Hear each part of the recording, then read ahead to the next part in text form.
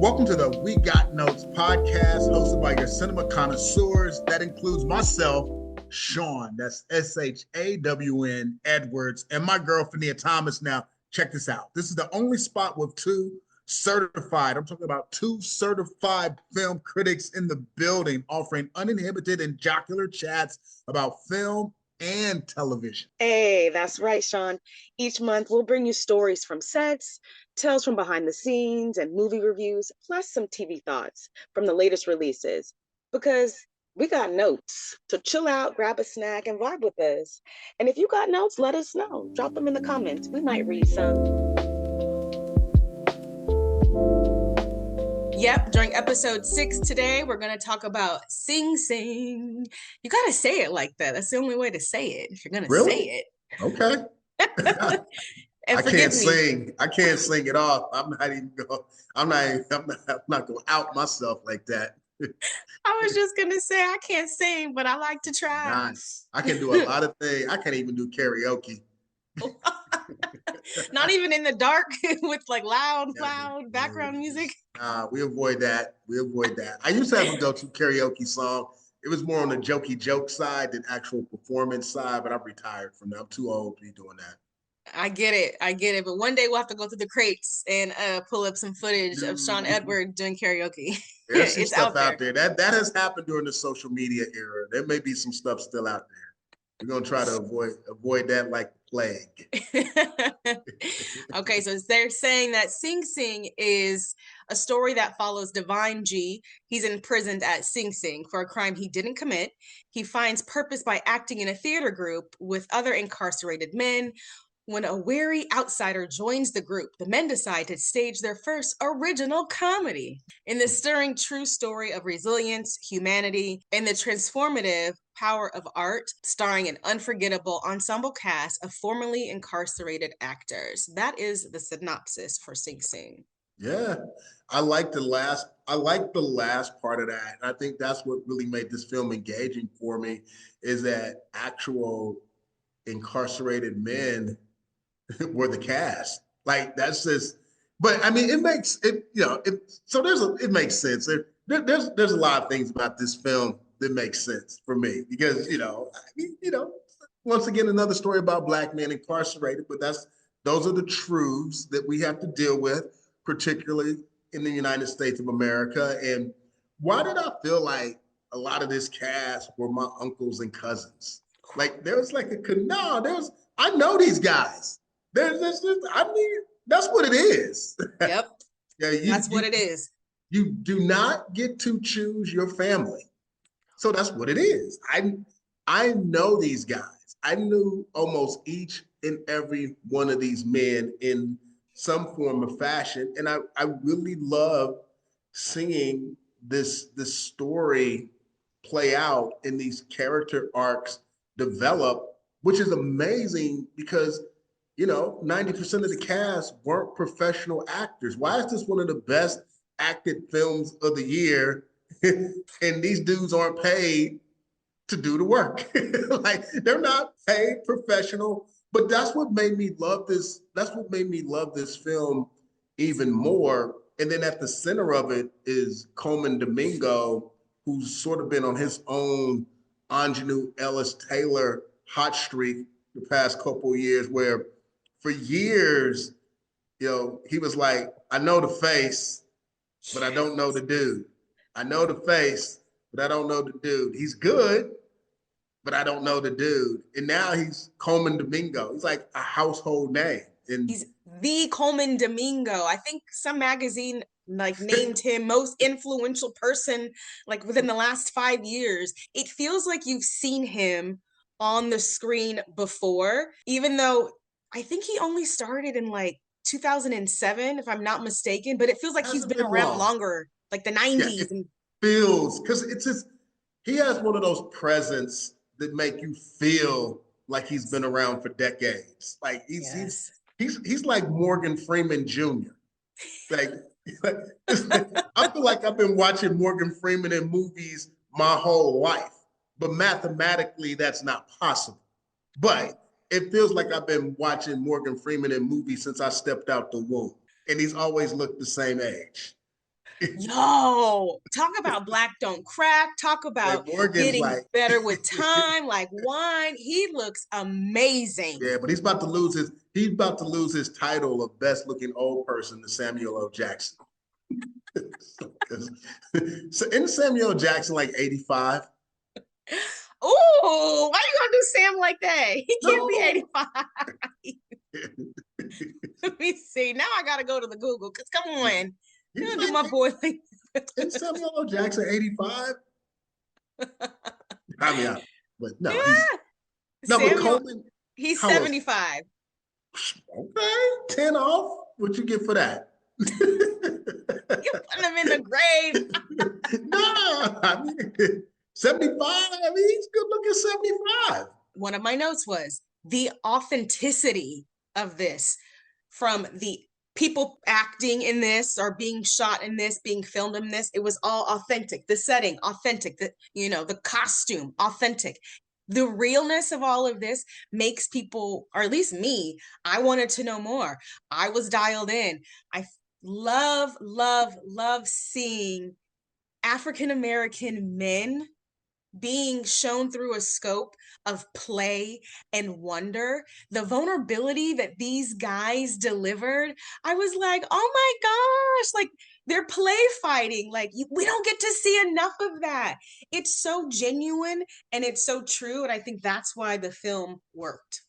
No, and yeah, I like everything you said, and you're absolutely correct. Because I think a lot of times when people talk about men, particularly black men who have been incarcerated, they're overly demonized. And this film sort Yes. of provided some humanity. It sort of gave them, I'm not concerned about why they got to where they got to, Didn't but it care. didn't even care. It's sort of like a parallel, version of what the Netflix documentary Daughters is about, where it deals with incarcerated men who are allowed to visit their daughters once a year with this dance that they put on. And that film too provided some humanity, to the inmates. And that film also didn't really go deep into why they're there or what they did. I mean, look, for both of these films, whether it's Daughters or Sing Sing, we know they're incarcerated because they did something. And we also know that there's a small percentage of people who have been incarcerated who haven't done anything, like the lead character played by Colman Domingo, because that's the reality. Because we've discussed this before on this podcast, where we've dissected other films like The Nickel Boys, that sometimes as a Black man, particularly in the United States of America, your entire life can change at the blink of an eye. And it may not necessarily always be something you did or something that's your fault. You could be in the wrong place at the wrong time. I mean, there are a lot of circumstances that have landed a lot of innocent men, primarily Black men, in prison. And so I love how this film deals with that. I love Colman Domingo's character. I love the guy, Clarence Macklin. I mean, because he's not a trained actor, but if I personally handed out Oscars, I would give him the best supporting actor Oh, Oscar. No, that he was great.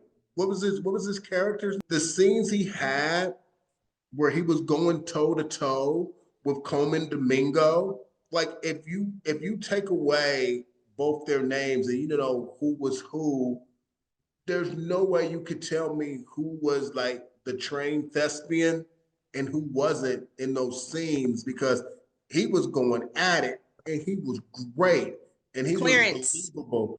Yeah, it's just he was, man. Yeah, I mean, Clarence Macklin was kill. He was killing the game in those. I mean, he just added a level of intensity that I have not seen from a lot of movies this year. It's just so well done. Let's not knock the writing because they weren't out there improvising. There's always a script, like, and that's Always. and see, I think that's the thing too. When people see movies like that, like Sing Sing, they think that they're out here improvising. No, you still got to memorize the script. You still got to hit the marks. That's what makes this film even more remarkable, because they are so believable, because they did memorize the script. they did hit the marks, and they did create these characters that are fully developed, that have these tremendous arcs that really help to elevate this story. And it's an important story. It's an entertaining story. There are a lot of surprises in the story. It just this movie works on a lot of levels. It works. There were some cool surprises, and there were some cool reminders to kind of like slow down when they showed the shot of Colman having his hand outside of the window, just kind of like touching and feeling air. I was like, wow, remember when you were a kid and like those little magical moments like really meant something. You really felt something. So just like in adulthood, like just slow down and chill out. It really gives you a sense of entrapment and what it felt like to want to get out of that particular situation. I just, there's something about, there's something about a story about, men incarcerated to just kind of, it hit you. Because, one of my all-time favorite movies ever is The Shawshank Redemption. Speaking of Morgan Freeman, it just works. Now, do I like the fact that there's so many Black men incarcerated? No.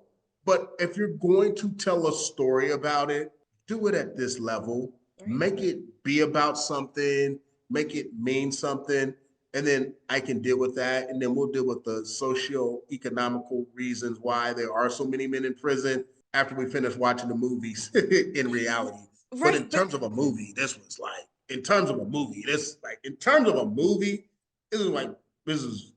exceptional. This was what movies should be. Yes. And going back to like having to deal with the socioeconomical part of all of that, I didn't even think about that while I was watching, So like that again shows like all of the things that we usually get turned up inside of us. Then when we see, men of color incarcerated, that didn't happen for me here. So I really appreciated that. And I appreciated how we got to really see the prison system as a place of reform. It was shown through a positive scope. I was just like, oh, wow, like this is actually what they're supposed to be doing. Like, as positive as prison can be.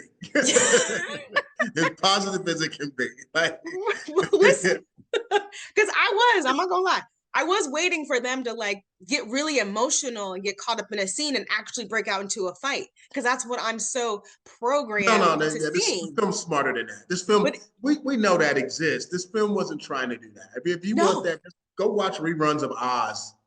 Right, there you go. And that's why I was like, Sing Sing delivered something that was, it's just fresh and like stories of perseverance. And again, being able to see adult men in these strong, powerful physical presence being childlike with an essence of like joy, I was like, I'll watch more. So it's good feelings with this film. So with that, Mr. Edwards, how many claps are you going to give Sing Sing? No, I got to give Sing Sing 5 out of 5. I mean, it's just because I have never seen anything like it. It was well executed. In the acting, Colman Domingo deserves an Oscar nomination. Clarence Macklin deserves an Oscar nomination. The screenplay deserves an Oscar nomination. And the film as a whole deserves a Best Picture nomination. 5 out of 5. I like seeing different slices about the Black experience. I'm not going to front. This is one of the all-time greats in that department. And when you talk overall as a movie, it still ranks very high. I agree. I give Sing Sing 4 out of 5 claps. This drama is out now. I hope everyone goes to watch it. It's such a great story. Colman did great. Paul did great. Everybody. It's definitely worth discovering. At some point in time, please, people, watch it, support it. And, Colman's that man now.